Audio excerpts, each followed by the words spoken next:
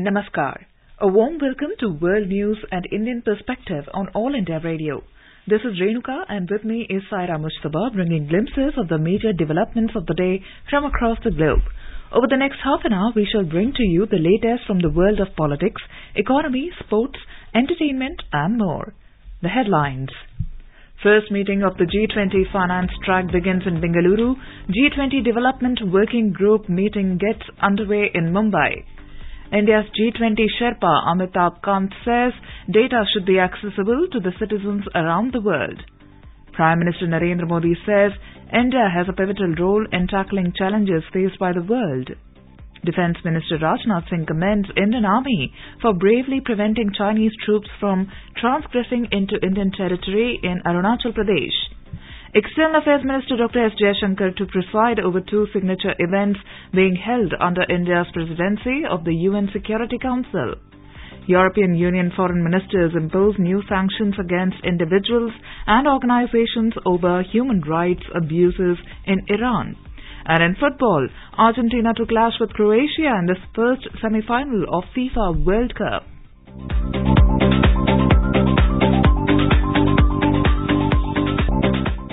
We begin the bulletin with the developments of G20 under India's presidency. First meeting of the G20 Development Working Group got underway in Mumbai, while the meeting of G20 finance track began in Bengaluru on Tuesday.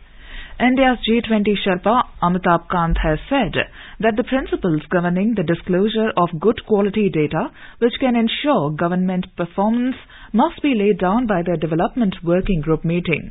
He was delivering the welcome address at First Development Working Group meeting in Mumbai in a side event on Data for Development, role of G20 in advancing the 2030 agenda.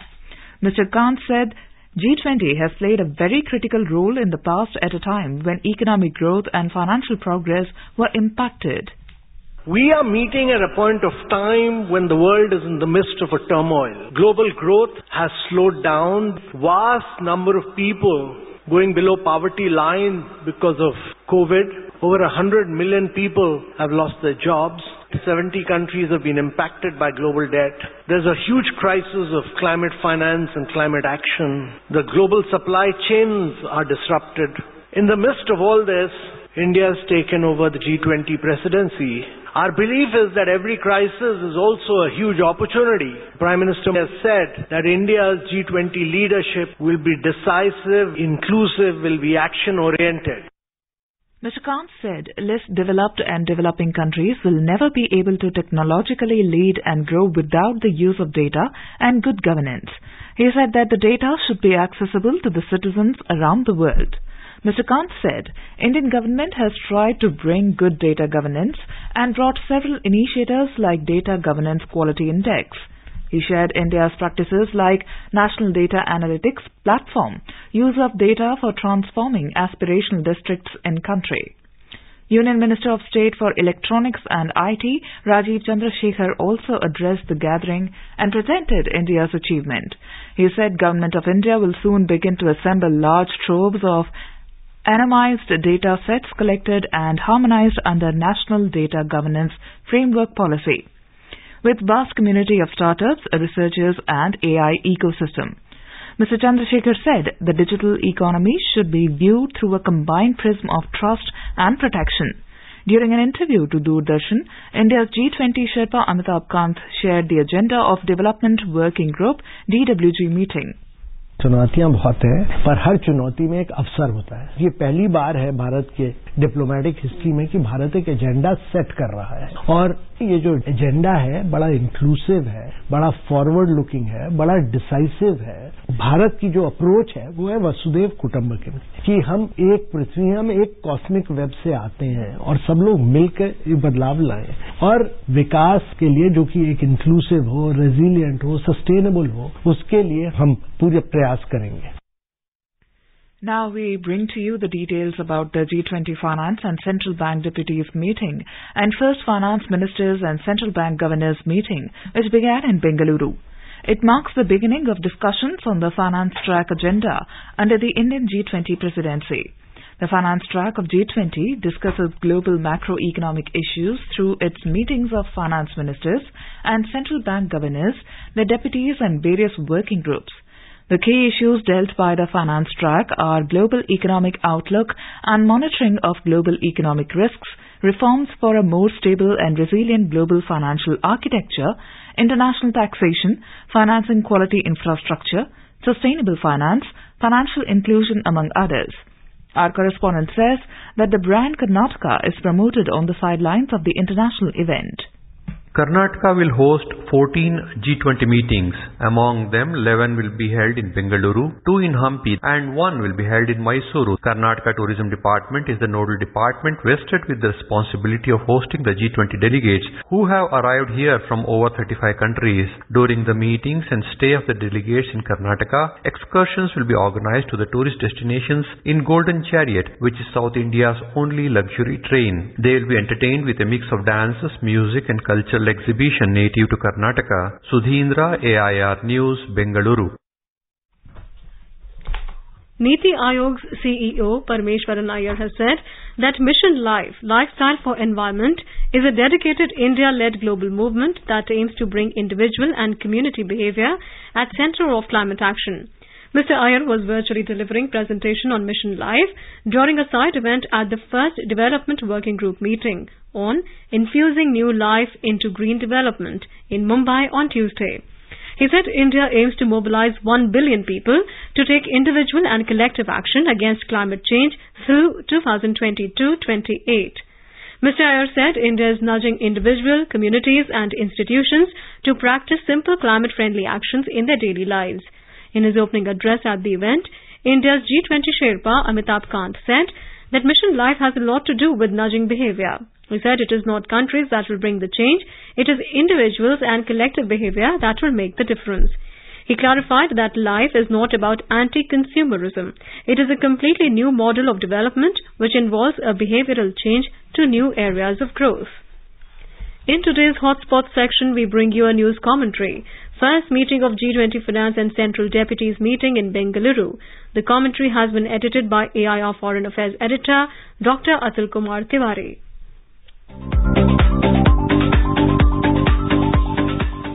The first meeting of the G20 Finance and Central Deputies under India's G20 presidency is being held in Bengaluru during December 13 to 15. It marks the beginning of discussions on the finance track agenda. The meeting is being hosted jointly by the Ministry of Finance and the Reserve Bank of India. The Secretary Department of Economic Affairs Ajay Seth and Deputy Governor of Reserve Bank of India Dr. Michael D. Patra are the co-chairs. Their counterparts from G20 member countries and invited nations along with international organizations will be participating in the deliberations. The focus of the G20 Finance and Central Deputies meeting will be on having an inclusive agenda for addressing the global economic needs of today as well as preparing for a better tomorrow. These include reorienting the global financial institutions to meet the shared challenges of 21st century and managing global debt vulnerabilities, advancing financial inclusion and productivity gains, financing for climate action and SDGs, and financing cities of tomorrow will be up for discussion.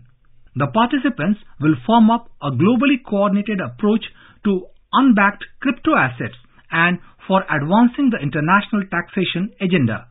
On the sidelines of the meeting, a panel discussion has been organized on strengthening multilateral development banks to address shared global challenges of the 21st century. A seminar on the role of central banks in green financing will be held as well. Ahead of the meeting, the Secretary Department of Economic Affairs Ajay Seth said this is a very exciting moment to start the finance track meetings from one of the finest metropolitan cities of India, better known for its high-tech industry. There will be focused discussions over a wide range of contemporary and forward-looking issues.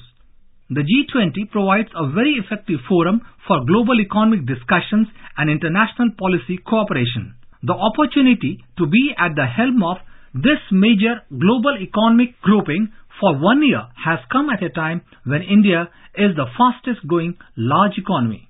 The G20 Finance and Central Deputies meeting will be followed up by the first G20 Finance Ministers and Central Bank Governors meeting during February 23rd to 25th in Bengaluru. Finance Minister Nirmala Sitharaman and Governor of Reserve Bank of India Shaktikant Das will lead the finance track under India's G20 presidency. The G20 finance track discusses key issues of relevance for the global economy. These include the global economic outlook, the international financial architecture, infrastructure development and financing, sustainable finance, global health, international taxation, and financial sector issues including financial inclusion. It is expected that G20 finance track outcomes will aid sustainable and inclusive growth for all and bring more resilience to the global economy. The G20 finance agenda will improve the participating nations' collective preparedness for future challenges and needs, especially for developing and vulnerable economies. There will be nearly 40 meetings spread all over the country covering various working groups and 4 ministerial level meetings to add significant value to the global economic discourse. These meetings will also provide invited guests with an opportunity to witness India's economic successes and experience India's cultural richness and diversity. It may be recalled that Prime Minister Narendra Modi in his address at the G20 summit in Bali had stated that the benefits of development are universal and all-inclusive. This is reflected in the G20 finance track agenda.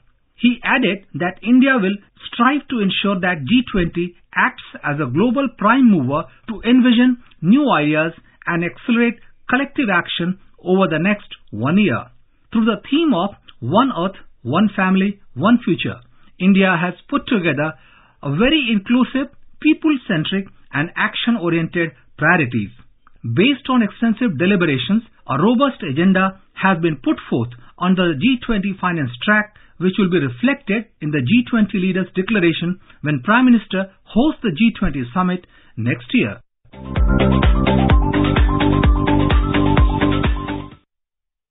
Prime Minister Narendra Modi has said that India has a pivotal role in tackling challenges faced by the world today. Mr. Modi said this while addressing a program commemorating Sri Aurobindo's 150th birth anniversary through video conferencing on Tuesday. The program was held at Kamban Kalai Sangam in Puducherry under the aegis of Azadi Ka Amrit Mahotsav. The Prime Minister said it is the duty of every citizen to take inspiration from Sri Aurobindo and make the dreams of a developed India a reality. आज अमृतकाल में जब देश एक बार फिर अपने पुनर्निर्माण के लिए आगे बढ़ रहा है तो यही समग्रता हमारे पंच प्राणों में झलकती है। आज हम एक विकसित भारत बनाने के लिए सभी आधुनिक विचारों को, बेस्ट प्रैक्टिसेस को स्वीकार और अंगीकार कर रहे हैं। हम बिना किसी समझौते के, बिना किसी दैन्य भाव के इंडिया फर्स्ट के मंत्र को सामने रखकर काम कर रहे हैं। Mr. Modi said Sri Aurobindo was a prominent freedom fighter and a philosopher whose ideals have inspired generations. He said India's youth is inspired by the Rashtra Niti of Ek Bharat Shresth Bharat. On the occasion, Mr. Modi also released a commemorative coin and postal stamp in honor of Sri Aurobindo. This is All India Radio giving you the world news. Welcome back. Defence Minister Rajnath Singh has informed the Parliament that no fatalities or serious casualties occurred on the Indian side during the face-off between Indian and Chinese troops at Tawang sector of Arunachal Pradesh. Making a statement in Lok Sabha on the incident, Mr. Singh said Chinese troops tried to transgress the line of actual control in Yangtze area of Tawang sector and unilaterally changed the status quo on the 9th of this month. He said the face-off led to a physical scuffle in which the Indian Army bravely prevented the Chinese troops from transgressing into Indian territory and compelled them to return to their posts. 9 दिसंबर 2022 को PLA troops ने Tawang sector के यांगसे area में line of actual control पर अतिक्रमण किया। भारतीय सेना ने बहादुरी से उन्हें उनकी पोस्ट पर वापस जाने के लिए मजबूर कर दिया। इस झड़प में दोनों ओर के कुछ सैनिकों को चोटें भी आई हैं। हमारे किसी भी सैनिक की न तो मृत्यु हुई है और न ही कोई गंभीर रूप से घायल। इंडियन मिलिट्री कमांडर्स के टाइमली इंटरवेंशन के कारण पीएलए सोल्जर्स अपनी लोकेशंस पर वापस चले गए और इस एरिया के लोकल कमांडर ने 11 दिसंबर 2022 को अपने चाइनीज काउंटर पार्ट के साथ एक फ्लैग मीटिंग की और इस घटना पर चर्चा की। The minister informed that the issue has also been taken up with the Chinese side through diplomatic channels. Mr. Singh assured the House that Indian forces are committed to protecting the country's territorial integrity and will continue to thwart any attempt made on it. The Defence Minister made a similar statement in Rajya Sabha as well. External Affairs Minister Dr. S. Jaishankar has reached New York to preside over two high-level ministerial signature events of India's ongoing presidency of the UN Security Council on the 14th and 15th of this month. The high-level ministerial open debate on Wednesday is on the theme of New Orientation for Reformed Multilateralism, and the high-level briefing on Thursday is on Global Approach to Counter-Terrorism, Challenges and Way Forward. Both these themes have been key priorities for India during its current tenure at the UN Security Council. During the visit, Dr. Jaishankar would also be unveiling Mahatma Gandhi's bust at the premises of the UN headquarters. The bust, a gift from India to the United Nations, will be the first Gandhi sculpture that will be installed at the UN headquarters. In addition to it, the External Affairs Minister will also be launching a group of Friends for Accountability for Crimes Against Peacekeepers. During his visit, Dr. Jaishankar is also expected to hold discussions with the UN Secretary General and President of the General Assembly, as well as bilaterally engage with his counterparts attending the high-level signature events of the Indian presidency. A special photo exhibition showcasing India's initiative on International Year of Millets 2023, along with a millets-based luncheon, will also be hosted by External Affairs Minister for UN Secretary General and UN Security Council member states. India has strongly condemned the visit of the Organization of Islamic Cooperation (OIC) Secretary General to Pakistan-occupied Kashmir and his comments on Jammu and Kashmir during his visit to Pakistan. In response to a media query, the Ministry of External Affairs reiterated that OIC has no locus standi in matters related to Jammu and Kashmir, which is an integral and inalienable part of India. It said any attempt of interference and meddling in India's internal affairs by OIC and its Secretary General is completely unacceptable. The ministry said OIC has already lost its credibility by taking a blatantly communal, partisan and factually incorrect approach to issues. Its Secretary General has unfortunately become a mouthpiece of Pakistan. The ministry said India hoped that OIC Secretary General would refrain from becoming a partner in carrying out the nefarious agenda of Pakistan of promoting cross-border terrorism into India, especially in Jammu and Kashmir. India paid homage to the bravehearts who sacrificed their lives to valiantly defend the parliament against a dastardly terror attack on this day in 2001. In a tweet, President Draupadi Murmu said the nation will always remain grateful to the bravehearts for their courage and supreme sacrifice. In a message, Prime Minister Narendra Modi said the country will never forget their service, bravery and sacrifice. Earlier, Vice President and Rajya Sabha Chairman Jagdeep Dhankar, Lok Sabha Speaker Om Birla, Prime Minister Narendra Modi and other leaders paid tributes at Parliament complex to the martyrs. Commerce and Industry Minister Piyush Goyal and UK Secretary of State for International Trade Kemi Badenoch on Tuesday met in New Delhi to discuss India-UK Free Trade Agreement FTA negotiations. During the meeting, both ministers reaffirmed their commitment to the ongoing India-UK FTA negotiations, which will unlock the full potential of boosting jobs, investments and exports between the two countries. The sixth round of India-UK FTA negotiations is presently underway in New Delhi. The ministers urged the negotiating team to work together with an aim to iron out the differences in the spirit of mutual accommodation for a balanced, mutually beneficial, fair and equitable outcome.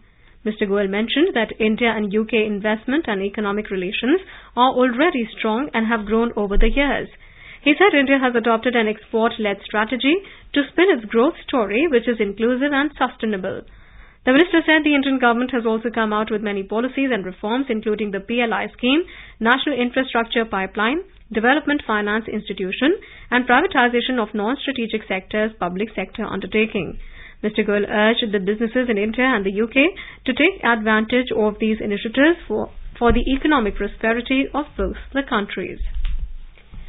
India and Finland have signed a joint declaration of intent on migration and mobility to arrive at a mutually beneficial arrangement on migration and mobility between the two countries. The declaration was signed by Union Minister of State for External Affairs V. Muralidharan and Minister of Employment of Finland Ms. Tuula Haatainen. The External Affairs Ministry said the declaration underlines the resolve of both the countries to work jointly towards developing a common framework of arrangement and cooperation. This will facilitate mobility of students, academics, researchers, business people and professionals, and to combat irregular migration. India and Finland share warm and friendly relations underpinned by common values of democracy, freedom, rule of law and respect for human rights. The European Union foreign ministers have imposed a new round of sanctions against individuals and organizations over human rights abuses in Iran. They also blacklisted 8 drone makers and Air Force commanders in response to Iran's alleged supply of drones to Russia. The EU's foreign policy chief, Josep Borrell, said on Monday the Union is targeting those responsible for this continued repression against protesters. The EU ministers in a statement said these weapons provided by Iran are being used indiscriminately by Russia against Ukrainian civil population and infrastructure, causing horrendous destruction and human suffering. According to media reports, the EU measures hit top Iranian security officials and a hardline cleric. The Islamic Republic of Iran Broadcasting, its director and a news anchor were also targeted by the new sanctions for airing forced confessions of detainees. United States has announced a nuclear fusion breakthrough, a historic step towards the promise of near limitless clean energy and may help the fight to curb climate change. The U.S. Department of Energy said researchers at the Lawrence Livermore National Laboratory, LLNL, in California for the first time produced more energy in a fusion reaction than was used to ignite it, something called net energy gain. Officials said the achievement will pave the way for advancements in national defense and the future of clean power. Speaking at a news conference in Washington, U.S. Energy Secretary Jennifer Granholm, appearing alongside scientists from the LLNL, said this is a landmark achievement for the researchers and staff at the National Ignition Facility who have dedicated their careers to seeing fusion ignition become a reality. And this milestone will undoubtedly spark even more discovery. White House Science Advisor Aarti Prabhakar, appearing with Granholm, called the fusion ignition a tremendous example of what perseverance really can achieve and an engineering marvel beyond belief. LLNL Director Dr. Kim Budil said, this is a historic achievement over the past 60 years. Thousands of people have contributed to this endeavor and it took real vision to get us here. Nuclear fusion is described as the holy grail of energy production. It is a process that powers the sun and other stars. It works by taking pairs of light atoms and forcing them together. This fusion releases a lot of energy.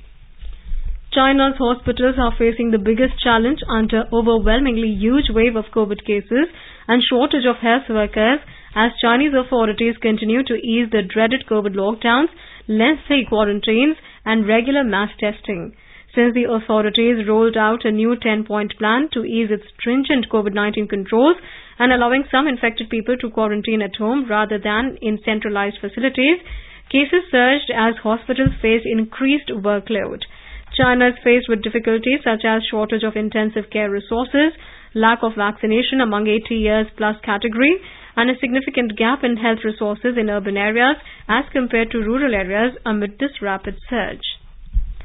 As part of his visit to Sri Lanka, India's Chief of Naval Staff, Admiral R. Hari Kumar, reached Colombo late Monday night. Mr. Kumar has been invited as the chief guest and reviewing officer for the commissioning parade at the Naval and Maritime Academy at Trincomalee. The Indian Navy Chief inspected SLNS Sindhural, an offshore patrol vessel built by Goa shipyards, on Tuesday. As India grows in indigenous defence manufacturing, indigenously designed defence items were presented to the Sri Lankan Navy. Remembering the sacrifices of the Indian peacekeeping forces in the island nation, Mr. Kumar laid a wreath at the IPKF Memorial at Colombo. The Navy Chief will be interacting with the Sri Lankan leadership on Wednesday, after which he shall proceed to Naval and Maritime Academy at Trincomalee. The visit of the Chief of Naval Staff is a symbol of India's maritime cooperation with Sri Lanka. In Brazil, supporters of outgoing President Jair Bolsonaro clashed with security personnel at a federal police headquarters in Brasilia and set vehicles to fire in protest of the arrest of a fellow supporter.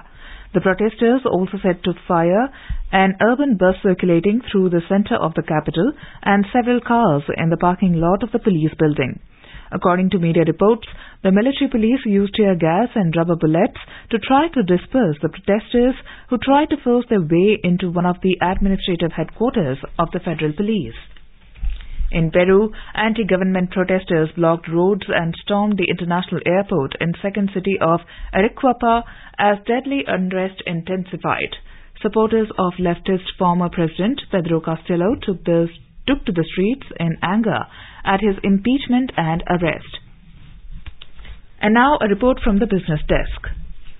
The Sensex climbed 403 points to close at 62,533 points. The Nifty also gained 111 points to close at 18,608. Majority of global stocks witnessed gains while the dollar eased modestly ahead of US inflation data that could persuade the Federal Reserve and other central banks to step back from aggressive interest rate hikes. Asian share indices rose except China's Shanghai Composite Index, which declined marginally by 0.1%, while South Korea's Kospi ended flat. Singapore's Straits Times Index surged 1%. Hong Kong's Hang Seng gained 0.7% and Japan's Nikkei 225 rose 0.4%. European shares were also up in intraday trade. Oil extended gains on supply disruptions and ease in COVID restrictions in China. The crude price rose around 1%. In intraday trade, Brent crude was trading at $78.60 per barrel. S. Rangabashiam for World News. In the FIFA World Cup 2022 in Qatar, the semi-finals will begin on Tuesday late night. In the first match, Argentina will lock horns with Croatia at Lusail Iconic Stadium tonight. The match will begin at 12:30 a.m. Indian Standard Time. On Wednesday, in the second semi-final, France will take on Morocco. The final will be played on Sunday. In cricket, India and Bangladesh will face each other on Wednesday in the first test match of the two-match series. The match will be played in Chattogram at 9 a.m. Indian time. The second test match will be played on the 22nd of December in Dhaka. India earlier lost the three-match ODI series against Bangladesh by 2-1, winning the must-match by 227 runs. And now let's take a look at the major developments around the world as reported in the foreign press. The Guardian writes, Greek MEP stripped of EU Vice President role amid Qatar scandal.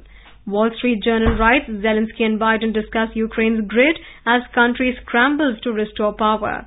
Washington Post writes, Hong Kong eases COVID restrictions for arrivals, scraps tracking app.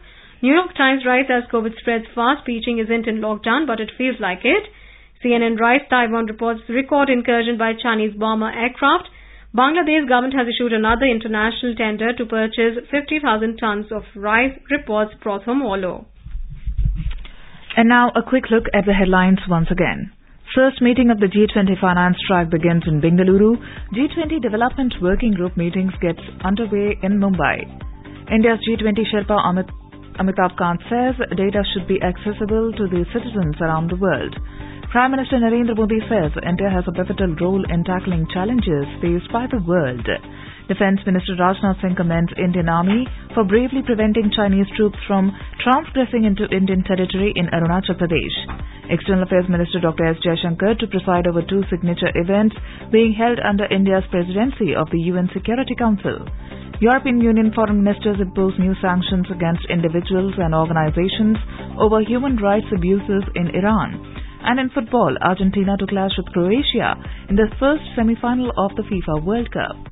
And now, before we end, let us listen to Mahatma Gandhi's favorite bhajan, Vaishnava Jan by artists from Angola. Vaishnava Jan